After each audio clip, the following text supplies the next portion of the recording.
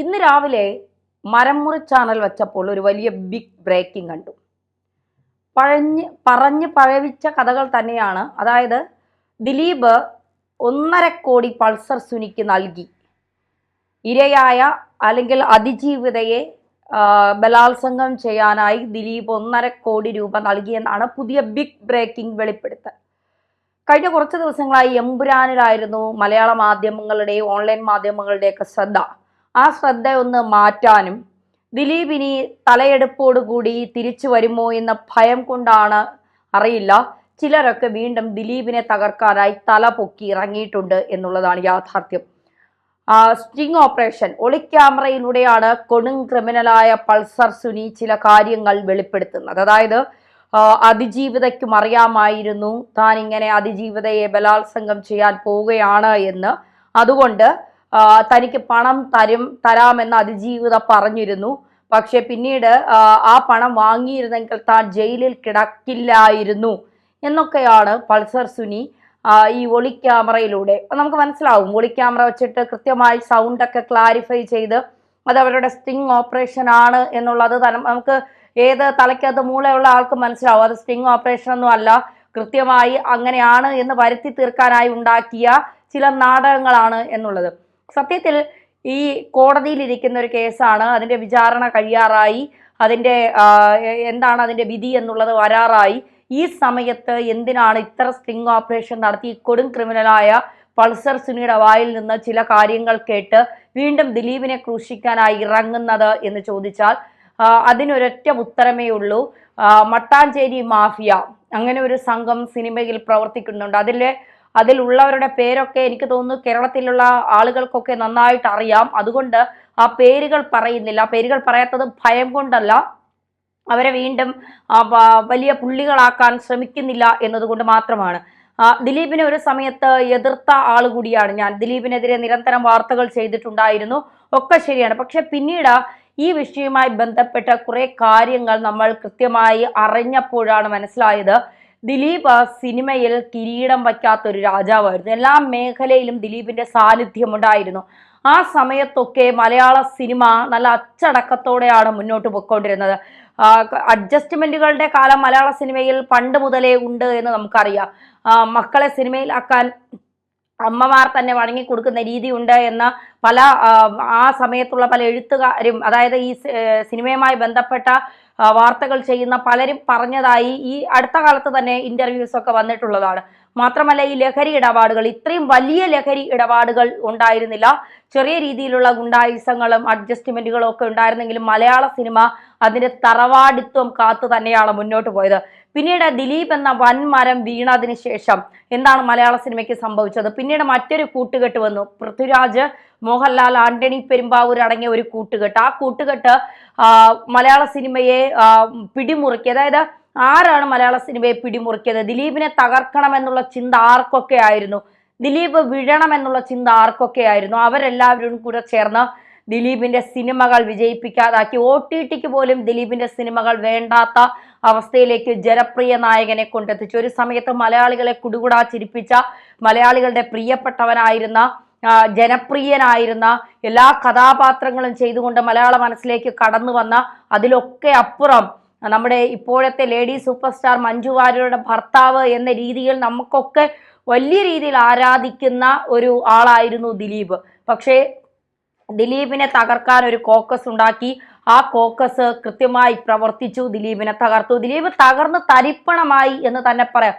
എന്നിട്ടും ഈ പക ഒഴിയുന്നില്ല എന്നുള്ളതാണ്. അതിജീവിതയ്ക്ക് എന്തെങ്കിലും സംഭവിച്ചിട്ടുണ്ടെങ്കിൽ തീർച്ചയായിട്ടും അവർ അനുഭവിച്ച വേദനയ്ക്ക് അതിന് പരിഹാരം കണ്ടെത്തുക തന്നെ വേണം. അതിന് ആരാണോ തെറ്റ് ചെയ്തത്, ആ തെറ്റിന് ആരാണോ ആ തെറ്റ് ചെയ്യാൻ സഹായിച്ചത്, ആ തെറ്റുകാരൻ ഒരിക്കലും രക്ഷപ്പെടാൻ പാടില്ല, ശിക്ഷിക്കുക തന്നെ വേണം. പക്ഷെ ഇവിടെ 1-2 ചോദ്യങ്ങൾ ചോദിക്കുന്നത്, പൾസർ സുനിക്ക് വേണ്ടി സുപ്രീം കോടതിയിൽ വാദിച്ച വക്കീൽ ആരാണ്? പൾസർ സുനി ഇത്രയും രൂപ കൊടുത്ത് പുറത്തിറക്കിയത് ആരാണ്? പൾസർ സുനി 7000-ന്റെയും 4000-ന്റെയും ചെരിപ്പിട്ട് വലിയ വാഹനങ്ങളിൽ കറങ്ങി നടക്കുന്നത് ആരുടെ പണത്തിന്റെ ബലത്തിലാണ്? പൾസർ സുനിയെ സംരക്ഷിക്കുന്നത് ആരാണ്? അങ്ങനെ ഒരു 1000 ചോദ്യങ്ങളുണ്ട്. പൾസർ സുനി ഇടയ്ക്കിടയ്ക്ക് വന്ന് ദിലീപിന്റെ പേര് മാത്രം ഇങ്ങനെ പറയാൻ, അല്ലെങ്കിൽ ജയിലിലിരുന്ന് കുറെ പേജ് ദിലീപിന്റെ പേര് മാത്രം പറഞ്ഞുകൊണ്ട് ഒരു കത്ത് എഴുതുന്നു, ആ കത്ത് പുറത്താകുന്നു, ആ കത്ത് മാധ്യമങ്ങൾക്ക് കിട്ടുന്നു. അപ്പോൾ ഇതിൽ കൃത്യമായ ഒരു സ്ട്രാറ്റജി വർക്ക് ചെയ്യുന്നുണ്ട്. അതായത് ദിലീപിന്റെ തകർച്ച, ദിലീപിനെ തകർക്കുക എന്നുള്ളതാണ്. ദിലീപ് തെറ്റ് ചെയ്തിട്ടുണ്ടെങ്കിൽ ഇപ്പോൾ 1.5 കോടി രൂപ കൊടുത്ത ദിലീപ് പൾസർ സുനിയെ കൊണ്ട് അതിജീവിതയുടെ ജീവിതം ഇല്ലാതാക്കാൻ ദിലീപ് ശ്രമിച്ചിട്ടുണ്ടെങ്കിൽ തീർച്ചയായിട്ടും ദിലീപിന് അതിനുള്ള ശിക്ഷ ലഭിക്കുക തന്നെ വേണം. കാരണം ഒരു പെൺകുട്ടിയുടെ ജീവിതം തകർക്കാൻ ഒരു വൈരാഗ്യത്തിന്റെ പേരിലും ഒരു പെൺകുട്ടിയുടെ ജീവിതം തകർക്കാൻ ആർക്കും അവകാശമില്ല. അപ്പോ അത്തരത്തിൽ ദിലീപ് ചെയ്തിട്ടുണ്ടെങ്കിൽ തീർച്ചയായിട്ടും ദിലീപ് അത് ശിക്ഷിക്കപ്പെടണം. പക്ഷേ അങ്ങനെയല്ല എങ്കിൽ ആ മനുഷ്യൻ അനുഭവിച്ച വേദന, എത്ര വർഷം കൊണ്ടാണ് ആ മനുഷ്യനും അദ്ദേഹത്തിന്റെ കുടുംബവും അനുഭവിക്കുന്ന വേദനകൾ. ഇന്നിപ്പോ ബ്രേക്കിംഗ് ആണിത്. അദ്ദേഹത്തിന് 2 മക്കളുണ്ട്, ഒരു ഭാര്യയുണ്ട്. ഇതൊക്കെ കണ്ടുകൊണ്ട് അദ്ദേഹത്തെ കുറിച്ച് എന്ത് മോശം കാര്യം വന്നാലും അത് ബാധിക്കുന്ന 2 പെൺകുട്ടികളുണ്ട്. അതുപോലും ചിന്തിക്കാതെ ഒരു കൊടും ക്രിമിനൽ പറയുന്ന വാക്കുകൾ കേട്ടുകൊണ്ട് ബിഗ് ബ്രേക്കിംഗ് ആയി നൽകുകയാണ്. അത് കോടതിയിലിരിക്കുന്ന കേസാണ്.